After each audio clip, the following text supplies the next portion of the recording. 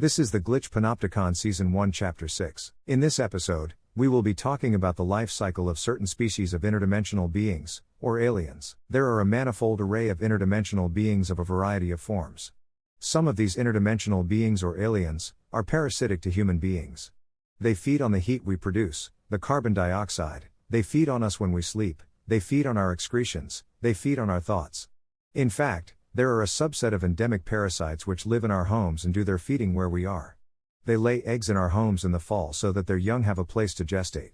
They mature in the wintertime in the heat of our homes while feeding on the byproducts of our metabolism and directly upon our bodies and minds. Some of these creatures, when they hatch, look like massive bacteriophages. They have translucent bodies which give them an appearance which is difficult to see. They grow into spider-like creatures, which reside where the hot air rises. They prefer the ceilings of our homes, this species. There they live in the warmth that we excrete and which our furnaces and heaters generate. Then there are the species which move through the air, which feed on carbon dioxide. They live on our faces, feeding off our vocal cords and lungs. You can feel them sometimes on your body, sometimes they itch, sometimes they generate infections and rashes. During the British Empire, the colonists who traveled to Africa knew to drink tonic water or club soda which contains low amounts of quinine to fight malaria. I imagine that drinking tonic water today would have a similarly salutary impact on these parasites which live in interdimensional spaces outside the Panopticon. The question becomes, why do we not see them?